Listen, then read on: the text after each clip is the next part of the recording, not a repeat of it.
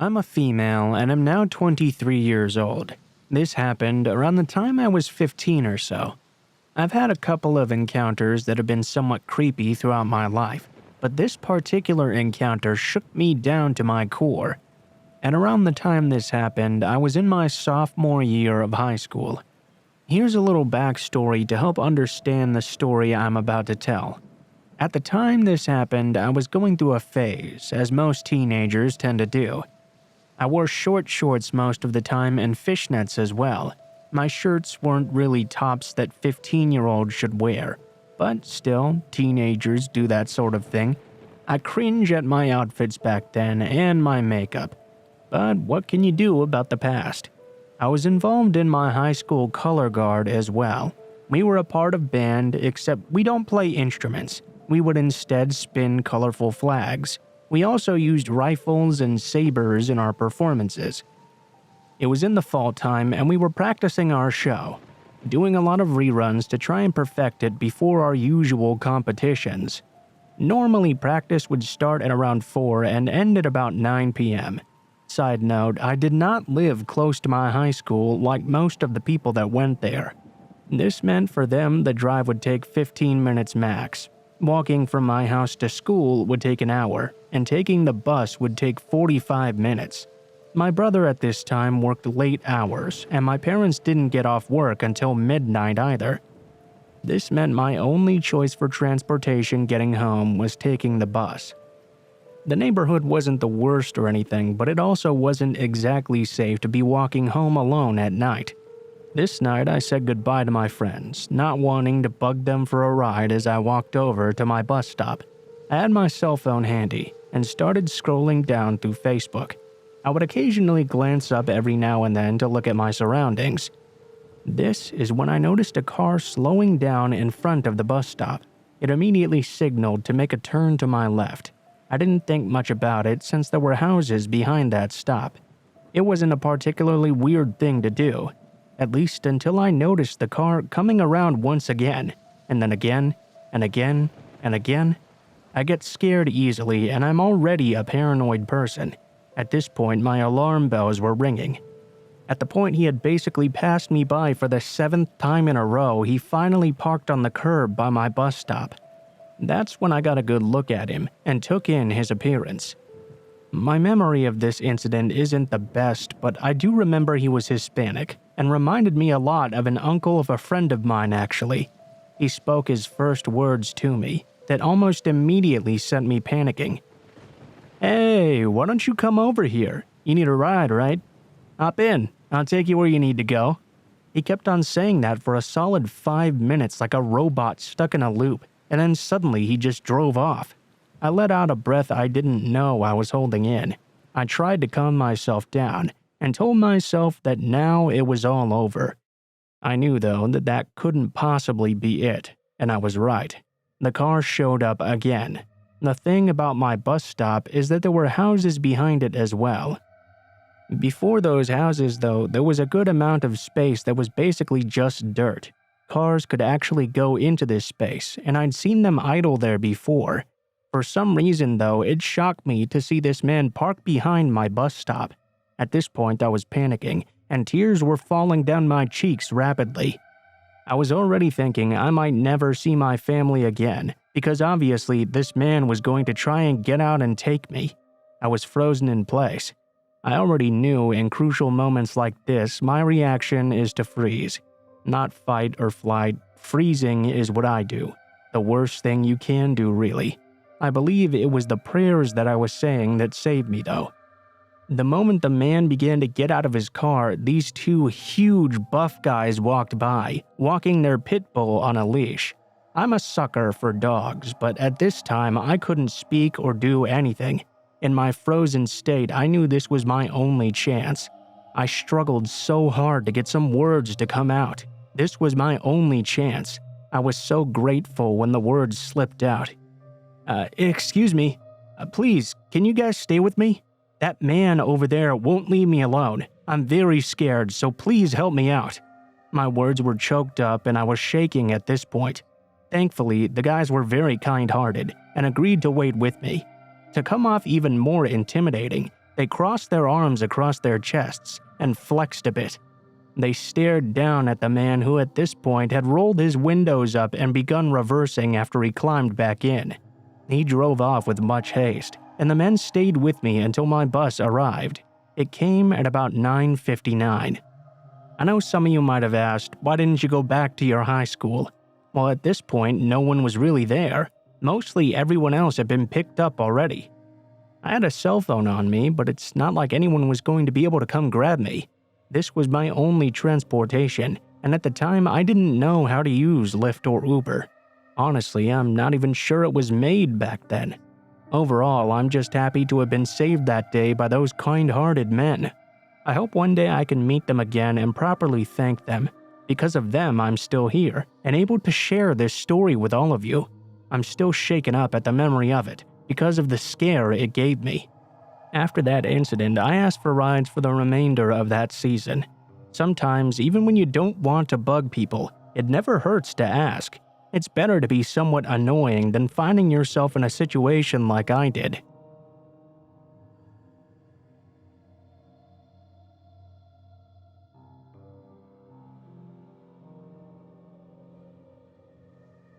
I don't remember how old I was, just that I was small enough to fit in the front baby seat of a grocery cart.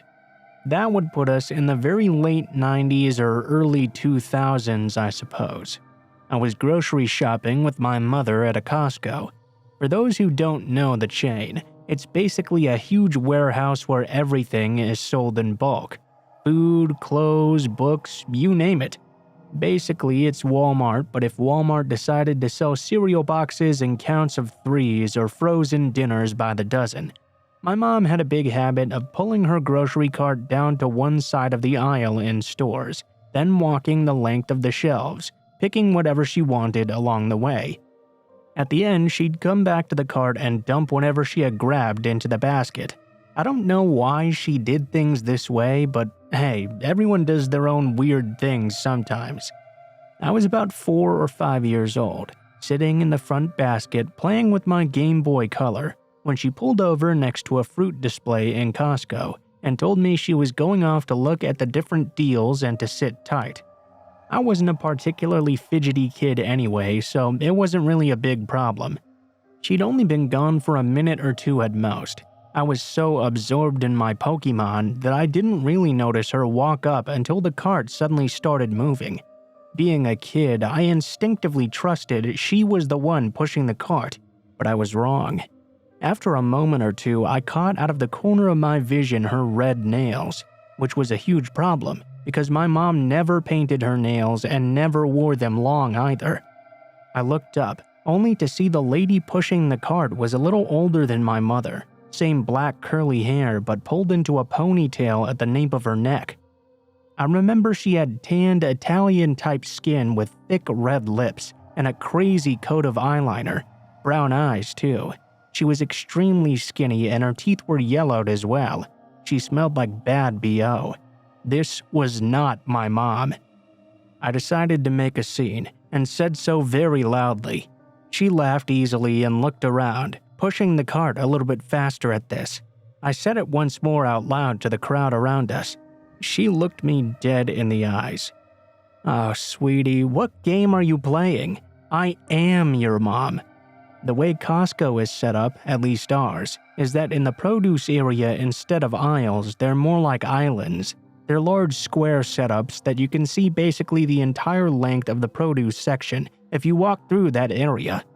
Of course, I could see my actual mother was just a few displays away. As loud as I could muster with my tiny voice, I remember screaming her name and watching her head whip around to look at me, right as this lady was trying to cover my mouth with her bare hand.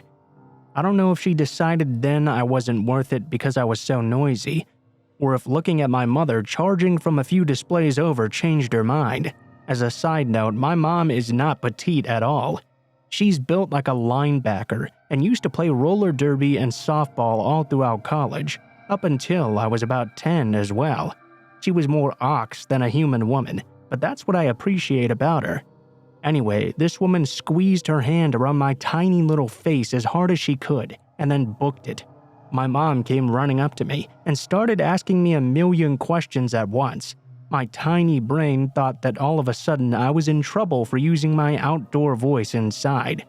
After all, she looked so mad. All I could manage to do was start to cry. By the time she'd calmed me down, the lady was long gone, and reporting her to the head of security did bupkis. The store never found her inside, and security cam footage showed her leaving but never with anyone else. I don't know why she picked me in particular, or what it would have been for, but I'm glad my real mom ended up scaring her away, and nothing else came of it.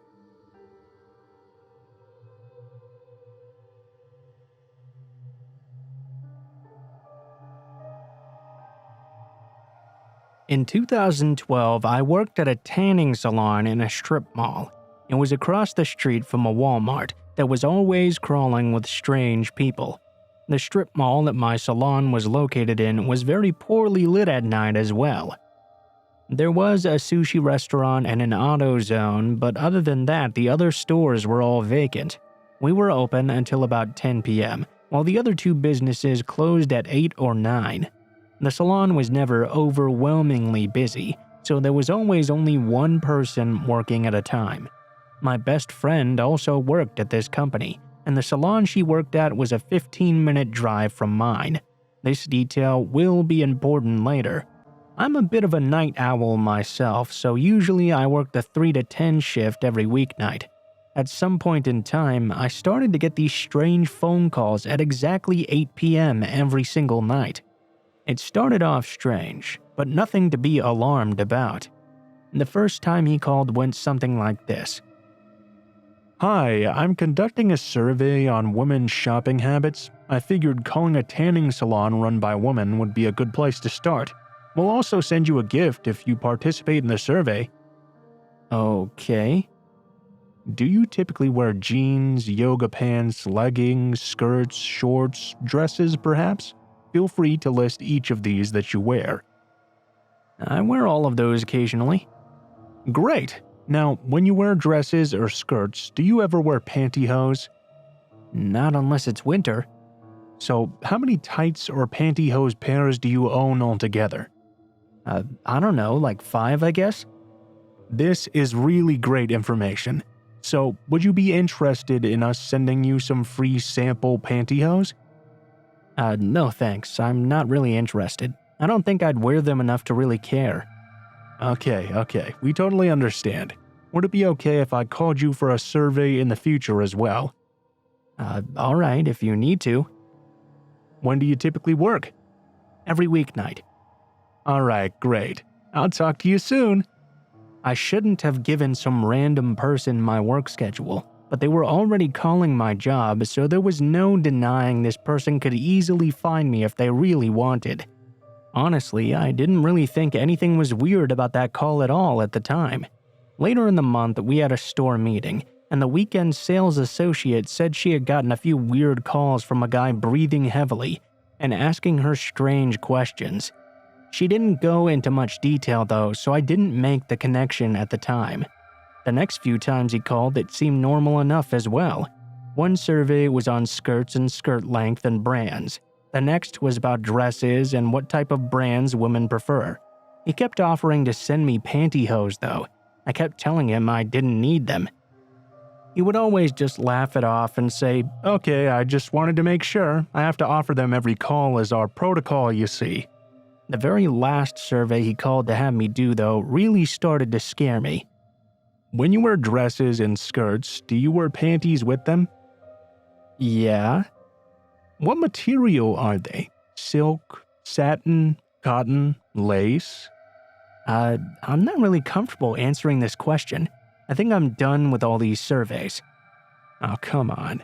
I just want to know what you wear under that dress. I'll bring you some nylons and panties right now. I hung up and freaked out. I called my friend at the other salon and told her about what just happened. She told me the same guy had been calling her location as well, trying to talk to girls about pantyhose and panties. He had even described to one girl exactly what she was doing while she was on the phone with him. The salon she worked at had glass front windows, with the desk facing toward them. My salon also had this setup. but the desk faced the wall instead. The next few nights were hell. He realized none of us were picking up the calls anymore unless he blocked the number first. We had to answer blocked calls because if it was another customer and they complained, we would be the ones getting in trouble. He started changing up the time of night he called, spoofing fake numbers. His calls were getting creepier and creepier as well. Heavy breathing, telling us exactly what we were wearing, saying he was taking pictures of us and imagining us in our panties. Really creepy stuff. I was starting to be afraid to be at work. I made sure to be on the phone with my friend from the other salon every night for my last hour or so. One day, though, the calls just suddenly stopped. I'll never know if this next incident was related to this, but I will forever think it was. My salon had a waiting area by the desk when you walked in. Then it had a very long hallway with 20 rooms. The last 2 rooms were the spray tan rooms, which needed to be sprayed down each night at close. At the very end of the hallway was a door leading to the dumpsters in the back. To the left of that door was the washer and dryer. Now, at a tanning salon, you generally see the same kind of people. Women of all shapes and sizes, metrosexual men, really buff guys, and guys who come along dragged by their girlfriends. You never saw overweight, dirty, or middle-aged men coming in to get their tan on. This particular night, 20 minutes to close, a guy fitting that exact description walked in. My heart sank. I had the immediate gut feeling that this was the phone creep. I acted normal and asked him his last name. He told me he'd never been there before, so I explained to him how much a single tan on a regular night cost and explained our packages as well. I could see immediately, though, my words were falling on deaf ears. He opened his mouth wide and wagged his tongue out, breathing heavily. It didn't sound like the guy from the phone's voice, but people could easily change their sound. He asked for the most basic bed for 5 minutes. Huge red flag. Why did you even come in then if you're only going to come for 5 minutes?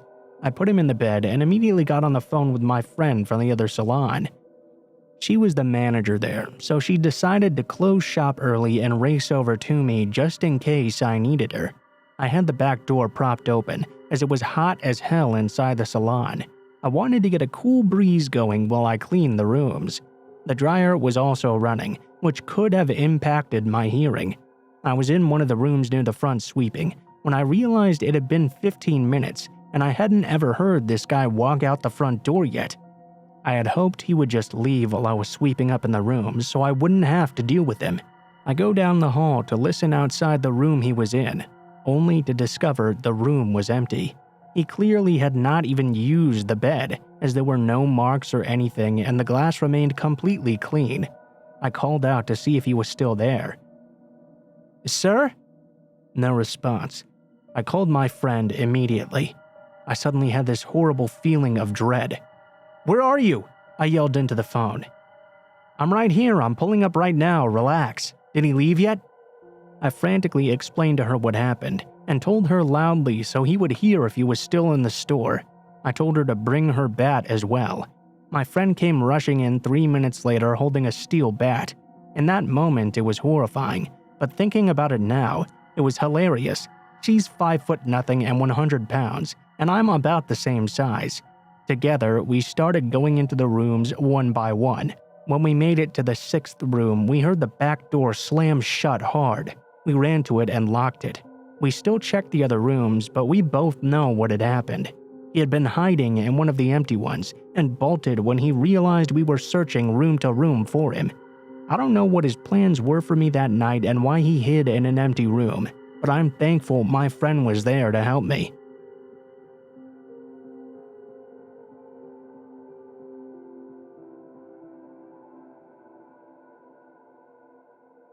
I was 12 and my older sister and I were home alone for the weekend. I was waiting for a friend to come pick me up and was getting quite restless waiting. There was suddenly a knock on my door. I remember thinking it was my friend. I ran to answer it without even checking through the peephole. A man was standing there instead, holding a clipboard. He said he needed to come inside and check our gas meter. I was entrenched in the disappointment of my friend still not having arrived, so I just told him, Yeah, sure, whatever you need to do. I didn't notice at the time, but he was not dressed as a city official. Instead, he had on a green and purple shirt with bold stripes, just like the host of Blue's Clues. He came in and immediately went up the stairs to where our bedrooms were. He walked into the open door of my room, the typical girly girl room with pink and glitter scattered around. Thank God my sister came downstairs at almost that exact moment. She exclaimed in surprise, "Oh, that's Daphne's dad, right? Why is he going upstairs?" I complained about how Daphne wasn't here yet and was going on about how unreliable she was when my sister cut me off immediately. Wait. If Daphne's not here, then who is that? He's here to read the gas meters, he said. Her face turned white immediately. She flung open the front door and dragged me outside, hand clamped over my protesting mouth. "Our gas meters are outside," she whispered to me. Neither of us had a cell phone since it was the 60s, and obviously we were not going back in the house to call authorities on the landline phone. My ever-resourceful sister, though, had a stroke of genius in that moment. A man happened to be walking right by our house. She motioned him to come over. She called out loudly, directly into the house. "Oh, hey, Dad! It's good you're home now. A man from the city is here to read the gas meter upstairs." Just like she'd hoped, the man on the street said, "What are you talking about?" The man in the striped shirt, though, immediately bolted out of the house. The man on the street got extremely worried and kept asking us if we were okay, if we needed him to stay and wait in the yard with us until our parents got home. He was very sweet, actually, in all honesty. We were so startled, though, that we barely had the chance to thank him before we rushed inside and slammed the doors and windows shut, locking them tight. As irate as my sister was that I'd let some stranger into the house, she begged me not to call the authorities. My parents had left her in charge, and she was worried she'd be in trouble. I also didn't want to catch any heat from carelessly allowing some rando in, so I was on the same page. 3 weeks later, though, a girl in our community went missing. Same MO. She was home alone, and authorities found the door wide open, with no signs of forced entry. My sister and I discussed our options, but deep down we knew we had no choice but to come clean. We told the police everything we experienced. I don't know if it ever helped, but they did tell us they had reason to believe it was the exact same man. They also tracked down the man who helped us out on the street that day. Turns out we already knew him. He worked at the local butcher shop and we just hadn't recognized him that day. He was lifelong friends with our family after that. Our parents were of course mortified. They weren't angry at us particularly, they were glad we were okay, though they did review all the rules of caution and never left us home alone for a while after. They found the girl in the end. They said she'd been held for a few days and then burned alive. They never caught the man, but fear not. He was in what appeared to be his early 30s in the 1960s, so in any case, he has to be dead by now.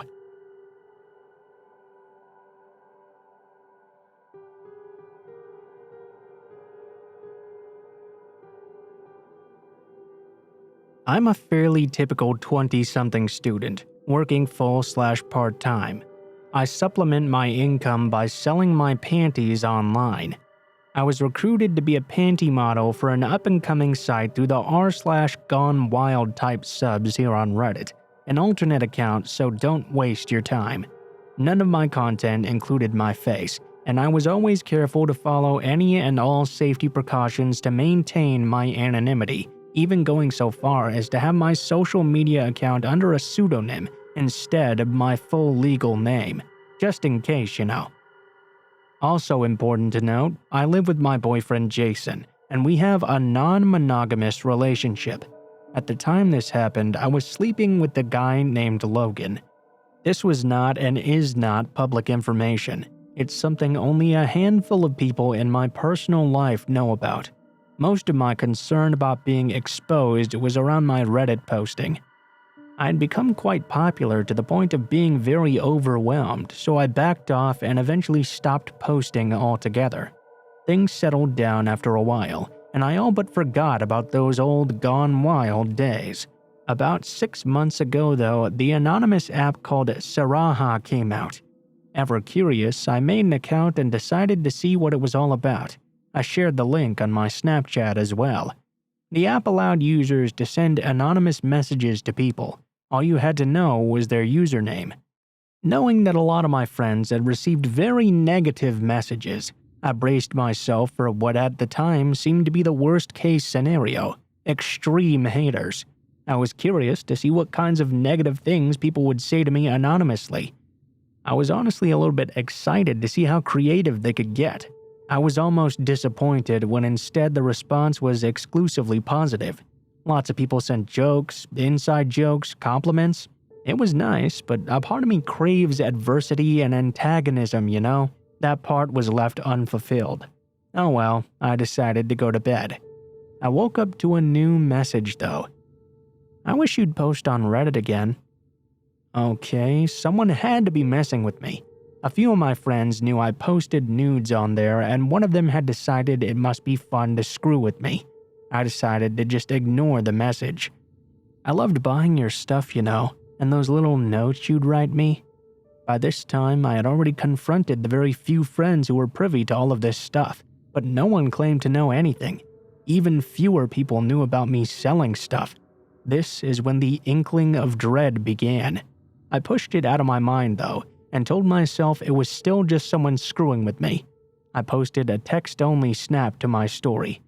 Okay, well here's the attention that you want. Thank you for the attention, Alessandra. You're such a goddess. Even fewer people were privy to my alias. My stomach sank. Another message. Hey, do you think your boyfriend or Logan would mind if we fucked? I felt ill. The probability that this was one of my friends playing a prank on me was now 0. I took note of the people who had viewed everything and wrote down the usernames just in case. I made another post. No, but I might if you're gonna be such a creep. I would never go through with it. I adore you too much. I love seeing you at work and uni, you know? I can come over this evening and hang outside your apartment if Jason is at work. I quickly made another note of these people that had seen this and narrowed down the possible suspects. Does this person really work at the same place and go to the same school as me? Surely that must narrow it down, right? They could be bullshitting though, so I make one last post trying to be a hard ass and lure out a response since they were responding so quickly now. Huh, says the coward hiding behind anonymity. I will come over. Just give me a bit of time, don't worry. I know what apartment you live in. Or maybe we can meet at the playground that you see every morning when you leave, if you'd like. I was sick to my stomach. Whoever this was not my friend. They knew way too much about me for me to not know who they were. I'd narrowed the possible people down to 4 specifically. I posted once more to see if I could narrow it down completely.